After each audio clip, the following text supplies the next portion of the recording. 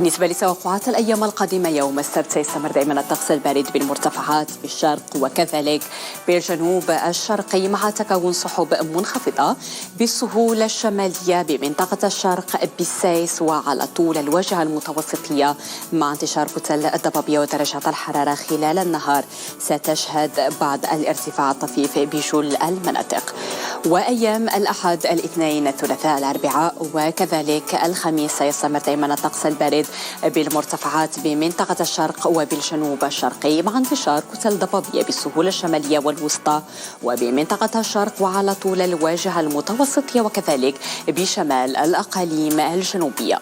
وخلال ليلة الأحد تحديدا من المتوقع أن تكون الأجواء متقلبة بالمناطق الشمالية، هذا مع نزول أمطار ضعيفة محليا، ودرجات الحرارة خلال النهار ستشهد بعد الانخفاض الطفيف دائما بجل المناطق.